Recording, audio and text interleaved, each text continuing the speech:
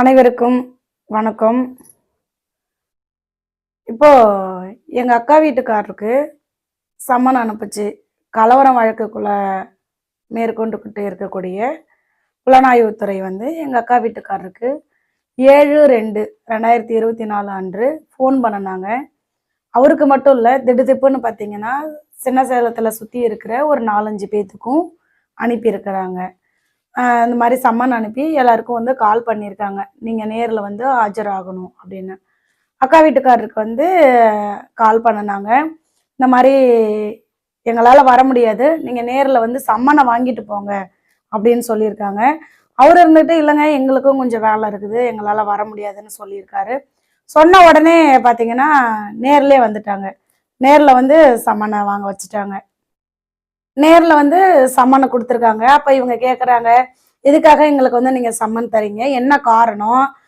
நாங்க எங்கூட்டு பிள்ளைய இந்த மாதிரி கொலை பண்ணியிருக்கீங்களே, அதுக்கான இது ஒரு இஞ்சி கூட நவுறல, இப்ப கலவரத்தை மட்டும் இப்படி துருவி துருவி துருவி துருவி தேடுறீங்களே, 1.5 வருஷம் ஆகியும் இன்னமும் சம்மன் கொடுத்துட்டு இருக்கீங்களே, இது எந்த வகையில நியாயம்? நாங்க கேட்குற எந்த ஒரு தகவலும் தரமாட்டேங்கிறீங்களே அப்படின்னு சொல்லி கேட்டதுக்கு, அதெல்லாம் எனக்கு தெரியாதுங்க, எங்களை சம்மன் கொடுத்துட்டு வர சொன்னாங்க, நாங்கள் சம்மன் கொடுத்துட்டு வந்துட்டோம், நீங்கள் எதாக இருந்தாலும் அங்கே கேளுங்க அப்படின்னு அவங்க சம்மன் கொடுத்துட்டு போயிட்டாங்க.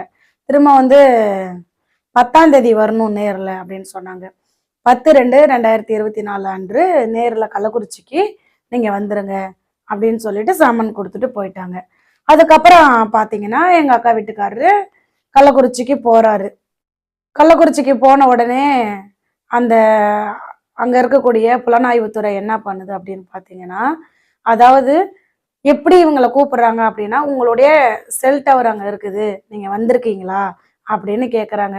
நானே அங்கே வரலையே, எப்படிங்க செல் டவர் தெரியும்னு கேட்டதுக்கு, இல்லை உங்கள் செல் டவர் காமிக்குது, நீங்கள் வந்திருக்கீங்களான்னு கேட்டாங்களாம். அப்புறம் இவர் தனிப்பட்ட முறையில் தான் அழைச்சிட்டு போனாங்க, நம்மளெல்லாம் யாரையும் விழுற விட கிடையாது. அப்புறம் இவர் கேட்டாரா, ஏங்க எங்கள் செல் டவர் மட்டும்தான் இருக்கா, நாங்கள் கேட்கக்கூடிய 14 பேத்துக்கு டவர் டம்பெலாம் கேட்குறோமே, அதெல்லாம் உங்களுக்கு காமிக்காதா அப்படின்னு கேட்கக்குள்ள, அதுக்கு எங்களுக்கு தெரியாத, நீங்கள் போய் அங்கே கேளுங்க அப்படின்னு சொன்னாங்களாம். பாருங்க, ஓ நம்மளுடைய செல் டவர் எங்கெங்க இருக்குது, என்னென்ன ஊர்ல இருந்து பசங்க வந்தாங்க அப்படிங்கிறத வம்படியா வழக்கடியா இன்னும் 1.5 வருஷம் ஆகியும் நீங்க சம்மன் கொடுத்துட்டு இருக்கிறீங்க. அப்ப அந்த பள்ளிக்கூடத்துக்கு 12ஆம் தேதி நைட்டு எமாமா வந்தான், இவன் எமாமனுக்கு கால் பண்ணி பேசினா, அந்த ரெக்கார்டு மட்டும் உங்களுக்கு எடுக்க முடியாது. அப்ப அந்த டவர் டம்பு மட்டும் உங்களுக்கு காமிக்காதா? மற்றவங்க யாரெல்லாம் அந்த கள்ளக்குறிச்சிக்கு வந்தாங்க சுத்தி நின்னவங்க அவங்களுடைய செல் டவர் மட்டும் கிடைக்குமா? ஆனா இவனுங்க அந்த கொலகார கூட்டத்தினுடைய செல் டவர் கொடுனா கொடுக்க மாட்டேன் அப்படின்னு சொல்லுவாங்க. இது எந்த வகையிலங்க நியாயம்? அது மட்டும் இல்லாம இப்போ போறாருன்னா, அந்த 13ஆம் தேதி பள்ளிக்கூடத்துக்கு முன்னாடி நாங்க உட்காந்துட்டு அழுத வீடியோவை அந்த கலவர வழக்கில் வந்திருக்கக்கூடிய ஸ்பெஷல் டீம் போலீஸ் வச்சிருக்கு. அப்புறம் 4 ரோட்ல கள்ளக்குறிச்சியில் இல்லை நாங்க போராடணும் அந்த ரெக்கார்டு வச்சிருக்காங்க. அப்புறம் இன்னும் நிறைய வீடியோஸ்லாம் வச்சிருக்காங்க. இந்த வீடியோவெல்லாம் போட்டு போட்டு பார்க்குறாங்க, இவங்க மூஞ்சி இங்கே இருக்குதா அப்படின்னு போட்டு போட்டு பார்க்குறாங்க. அவர் மூஞ்சி எந்த வீடியோவிலாவது இருக்குதா அப்படின்னு போட்டு போட்டு போட்டு பார்க்குறாங்க. அப்போ இந்த வீடியோலாம் பொக்கிஷமா வச்சுக்கிட்டு யாராவது சம்மன் கொடுக்குறீங்களே, சம்மன் கொடுக்க வரக்கூடிய எல்லாரையும் அந்த வீடியோவில் இருக்கிறாங்களான்னு போட்டு போட்டு பார்க்குறீங்க. அப்போ ஏன் பள்ளிக்கூடத்தோட வீடியோஸை எடுத்து நீங்கள் எங்களுக்கு போட்டு காமிக்க கூடாது? இங்கே பாரு, இந்த கேமரால இங்கே இருக்கு, இங்கே இருக்குது, இங்கே இருக்குது, இப்படி போகுது, இப்படி வருது அப்படின்னு காமிக்கணும் தானே. அப்போ அதை ஏன் முழு பூசணிக்காய சோத்துல மறைக்கிறீங்க? அது மட்டும் இல்லைங்க, இப்போ பைபாஸ்ல உள்ள அந்த கனியாமூர்ல கைகாட்டியில பஸ் ஸ்டாப்ல 4 பக்கமும் தெரிகிற மாதிரி கேமரா இருக்கு. அந்த வேன் எத்தனை மணிக்கு போச்சு என்னங்கிறது அந்த கேமராவை எடுத்தா கூட போதும். ஏன் அப்ப அந்த கேமராவை எடுக்காம அந்த கேமராவெல்லாம் கனியாமூர்ல இருந்து கள்ளக்குறிச்சி வரைக்கும் போகக்கூடிய அத்தனை கேமராவையும் எடுத்து காவல்துறையை அழைக்குது? எதுக்காக அழைச்சிங்க? அப்ப அதை எதுக்கு முழு பூசணிக்காய சோத்துல மறைக்கிறீங்க? இந்த வீடியோவை மட்டும் போட்டு யாராவது இருக்கிறாங்களா, அவங்க மூஞ்சி இருக்குதான்னு பாக்குறீங்களே, எதுக்கு பாக்குறீங்க? அதோட மட்டும் இல்லைங்க, அந்த பக்கத்துல யாராவது ஒரு முகம் நல்லா தெரியுது அப்படின்னா நம்ம கிட்ட கேக்குறாங்களாம், இந்த மாதிரி இவங்களை உங்களுக்கு தெரியுமா, இவங்க என்ன இவங்க பேரு என்ன அப்படின்னு கேக்குறாங்களாம். இப்ப பிள்ளைக்கு நீதி வேணும் அப்படின்னு சொல்லி கேட்கறவங்களுக்கு தப்பா? ஏன் அதே பள்ளிக்கூடத்துக்குள்ளார தானே இருக்குது கேமரா, கலவரத்துக்கு முன்னாடி வந்து உள்ள யாரு இருந்தா, ஃபர்ஸ்ட் யார் கல்லூட்டி எறிஞ்சா, எவன் வந்து தடயத்தை அழைக்கிறதுக்காக அவனே தானே அவன் பள்ளிக்கூடத்துக்கு தீ வச்சுக்கிட்டான், அதெல்லாம் கண்டுபிடிக்க வேண்டியதானே. சும்மா வெளியே நின்றுக்கிட்டு மக்கள் வந்து கோஷம் போட்டாங்கன்னா அவங்க ஏமாளி அப்படின்னு சொல்லிட்டு அவங்களுக்கு சம்மன் கொடுக்கறதும் பிள்ளைங்களை அடிக்கிறதும் இந்த மாதிரி வேலையை பாக்குறீங்க. இப்ப இவங்களுக்கெல்லாம் செல் டவர் காமிக்கும், அவங்களுக்கு மட்டும் காமிக்காதா? அப்ப இவங்களுடைய வீடியோ கேமரால மட்டும் பொக்கிஷமா வச்சுக்கிட்டு யாரு இருக்கிறா என்னன்னு பார்த்து பார்த்து பார்த்து இன்னும் ஓட விட்டுட்டு இருக்கிறீங்களே. பள்ளிக்கூடத்து கேமராவை வாங்கி பார்க்க வேண்டியதானே. குண்டு குண்டா வந்தானுல யாரு வந்தாங்க? குண்டர்கள். கறி விருந்து வச்சிங்களே மண்டபம் எடுத்து, அப்ப அவங்களாம் யாரு? அவங்களுக்கெல்லாம் சம்மன் கொடுத்தீங்களா? அவங்களெல்லாம் விசாரணை பண்ணீங்களா? எதுக்காக கறி விருந்து ஆக்கி போட்டீங்க? எதுக்காக குண்டர்கள்ல வர வச்சு மண்டபத்துல தங்க வச்சீங்க? இதெல்லாம் யாரு பார்த்த வேலை? அதை போய் கேட்க வேண்டியதானே. ஒரு காவல்துறை அப்படிங்கிறது உண்மைக்கும் நேர்மைக்கும் நீதிக்கு உண்மையா இருந்து அதை கண்டுபிடிக்க வேண்டிய காவல்துறையே பைபாஸ்ல இருக்கக்கூடிய அத்தனை கேமராவையும் போய் டெலீட் பண்ணுது. ஆனா உங்களுக்கு தேவையான கேமராக்களை மட்டும் வச்சுக்கிட்டு அப்பாவிகளை வந்து கொடுமைப்படுத்துறீங்க, மக்களை வந்து பயமுறுத்துறீங்க. இந்த வேலையை தான் இந்த 1.5 வருஷமா கலவர வழக்குல பார்த்துக்கிட்டு இருக்கிறாங்க. இந்த கலவர வழக்குல மட்டும் அவனுங்க வந்து அவனுள்ளே பண்ணின கலவரத்துக்கு எவ்வளோ தீவிரமா வேலை பார்க்குறீங்க. கலவரத்தை அவனே ஏற்படுத்தி தடயத்தை அழிக்கிறதுக்கு வேலை செஞ்ச அவனுக்கு இவ்வளோ வேலை பார்க்குறீங்க. யாமட்டு பிள்ளைய கொலை பண்ணுனீங்களே, அதை கண்டுபிடிக்க ஒரு அதிகாரியாவது இருக்கிறீங்களா? அதை கண்டுபிடிக்க ஒரு நெஞ்சுக்கு நேர்மையான ஒரு அதிகாரி இருக்கிறீங்களா? நாளைக்கு உங்கூட்டு பிள்ளைங்களுக்கு எப்படின்னா இப்படிதான் கை கட்டி வேலை பார்ப்பீங்களா? கொலகாரனுக்கு தான் சப்போர்ட் பண்ணுவீங்களா? யாமட்டு பிள்ளை பள்ளிக்கு படிக்கிறதுக்கு தானே போச்சு, 10 நாள் ஆகுல படுபாவி பணமா ஆக்கிட்டானே, அதனுடைய ஆசை கனவு லட்சியத்தெல்லாம் அழிச்சானே. எங்க தடயம் இருந்து நம்ம மாட்டிக்குவோன்னு அவனே அவன் பள்ளிக்கூடத்தை அழைச்சான். திரும்ப வந்து ஆள் சப்போர்ட்டத்துல பணபலத்துல அரசியல் பலம் இருக்கிறனால இப்ப புதுப்பிச்சுக்கிட்டு தன்னை மாதிரி உண்டா அப்படின்னு இன்னும் அடுத்த பிள்ளைய யாரை பலிகாட ஆக்க போறானோ தெரியல, எந்த குழந்தையோட உயிரை பறிக்க போறானோ தெரியல. சம்பந்தமே இல்லாம எத்தனை கேள்விகள். நீ ஏன் வந்த, நீ ஏன் அங்க நின்ன, நீ ஏன் இங்க நின்ன, நீ ஏன் போன அப்படின்னு, உனக்கு பெரியப்பாரா சித்தப்பாரா என்ன வேணும் அப்படி இப்படின்னு ஏகப்பட்ட கேள்வி சரமாரியா கேட்கறாங்களாம். ஏன் 45 நாள் கைது பண்ணி வச்சிருந்தீங்களே அவனுல சரமாரியா கேட்க வேண்டியதானே. ஜெபஜீவ பிரியாவை கொண்டு மறைய வச்சிருந்தானே கேட்க வேண்டியதானே. பாலதண்டாயுதபாணிக்கு பிறந்த நாள்னு சொன்னமே கேட்க வேண்டியதானே.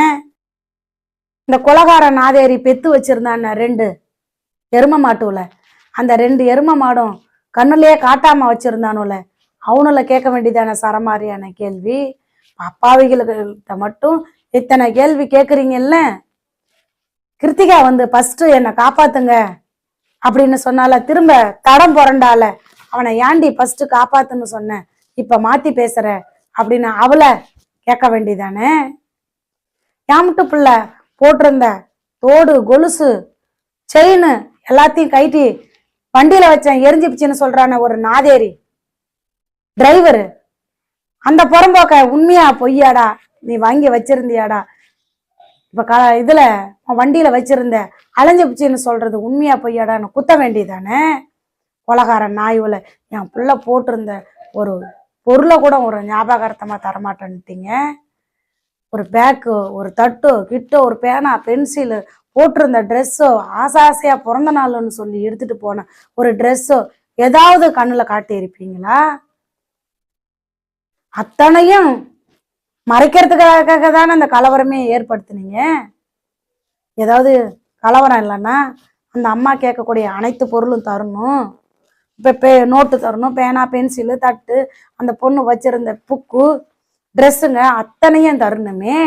அந்த அம்மா அதெல்லாம் பார்த்து பார்த்து பார்த்து பொக்கிஷமா வச்சிருந்தாலே அவ வீட்டு பிள்ளைய தானே தரல, இந்த பொருளையாவது கொடுத்தா அந்த அம்மா நினைவா வச்சுக்கோலே அப்படின்னா கொடுத்தீங்க.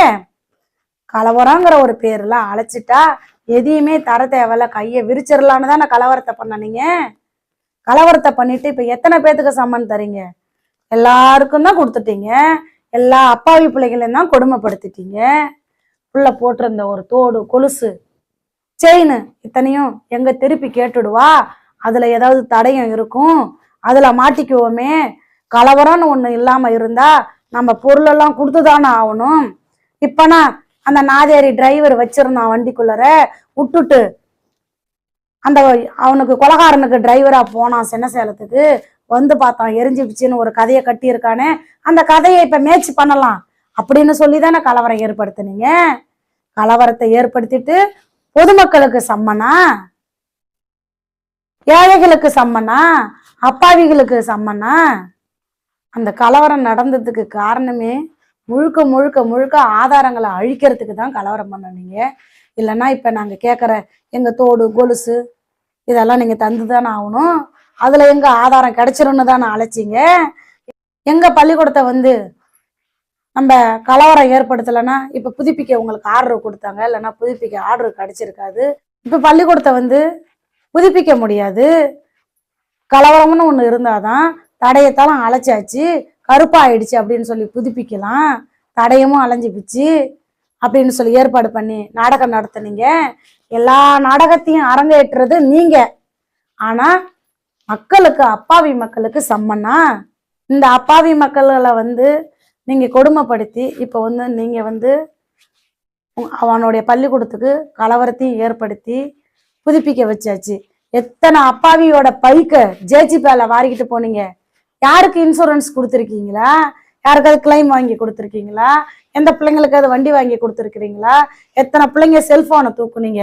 யாருக்காவது திரும்ப ரிட்டர்ன் ஆஃப் ப்ராப்பர்ட்டி போட்டு கொடுத்துருக்குறோம் அப்படின்னு ஒருத்தவங்களுக்கு அது சொல்லுங்க. எத்தனை கணக்கான செல்போன் கிடக்குது தெரியுமா அந்த கள்ளக்குறிச்சி கோர்ட்டுக்குள்ளார? உங்ககிட்ட அதிகாரம் இருக்கு அப்படிங்கறதுனால எத்தனையோ பேத்துக்கு சம்மன் கொடுத்து போனை பிடுங்கிட்டு வந்தீங்க. அதை வந்து டெஸ்ட்டுக்கு அனுப்புனாலும் திரும்ப அந்த போனை வாங்கிக்கோங்கன்னு யாருக்காவது ஒருத்தவங்களுக்கு சம்மன் கொடுத்துருப்பீங்களா? வந்து உங்க போனை திரும்பி வாங்கிக்கோங்க அப்படின்னு சொல்லி அன்னைக்கு நாங்க போறோம், போகக்குள்ள சொல்றாங்க, அப்பா அந்த கள்ளக்குறிச்சி வழக்குல எத்தனை போன் தெரியுமாங்க வந்து குமிஞ்சு கிடக்குதுன்னு. எந்த பிள்ளைங்களுக்காவது திரும்ப நீங்க போனு கொடுத்தன சரித்திரம் இருக்கா? ஆனா கொலகாரன் அவன் போனை சொகுசா வச்சிருக்கிறான். ஆனா அப்பாவி பிள்ளைகள்லாம் வந்து போனை இழந்தாங்க, வண்டியை இழந்தாங்க. எத்தனை பேரோட பிள்ளைங்க வாழ்க்கைகளை கேள்விக்குறி ஆக்குனீங்க. எத்தனை செக்ஷன் போடணுமோ அத்தனை செக்ஷனையும் போட்டீங்க, எல்லாத்தையும் செஞ்சீங்க. இன்னமும் உங்க வெறி அடங்கலையா? இன்னமும் சமன் கொடுத்துக்கிட்டு இருக்கிறீங்க. இப்ப அவருக்கே பாத்தீங்கன்னா 18 செக்ஷனுங்க, 18 19 செக்ஷன் போட்டிருக்காங்க. அந்த செக்ஷனுக்கெல்லாம் என்ன அர்த்தம் இதுன்னே நமக்கு தெரியாது. நம்ம அந்த செக்ஷன்லாம் நம்ம எந்த ஒரு தவறுமே பண்ணியிருக்க மாட்டோம். பண்ணாத செயல்களுக்கு அத்தனைக்கும் எத்தனையோ செக்ஷன் போட்டு அப்பாவிகளுக்கு கொடுத்தீங்களே. 17 வயசுக்கும் உட்பட்ட ஒரு குழந்தைய கொலை பண்ண நானே போக்சோ சட்டம்னு ஒண்ணு இருந்தது, போட்டீங்களா? அந்த ஒரு வழக்க உங்களால பதிவு பண்ண முடியுதா? ஆனா அப்பாவிகளுக்கு மட்டும் 15 செக்ஷன் 20 செக்ஷன் அப்படின்னு இஷ்டத்துக்கும் எழுதுறீங்களே. உங்களால அந்த கொலகாரனுக்கு, ஒரு பள்ளிக்கு படிக்க வந்த ஒரு குழந்தைய இப்படி ஒரு கொடூர கொலை பண்ண நானே, அவனுக்கு வந்து போக்சோல போட்டு கைது பண்ணுவோம், அவனை நிரந்தரமா உள்ற போடுவோம்னு போட்டீங்களா? இல்லையே. ஆனா அப்பாவி பிள்ளைகளுக்கு குண்டர் சட்டம் போடுறீங்க. குண்டர் சட்டம் என்ன சொல்றாங்க?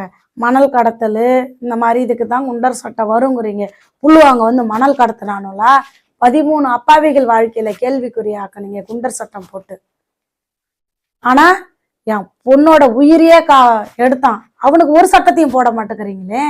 கண்ணுக்கு தெரிஞ்சே மனசாட்சிக்கு கட்டுப்பட்டு வேலை செய்யாம இருக்கிறீங்களே, இது எந்த வகையில நியாயம்?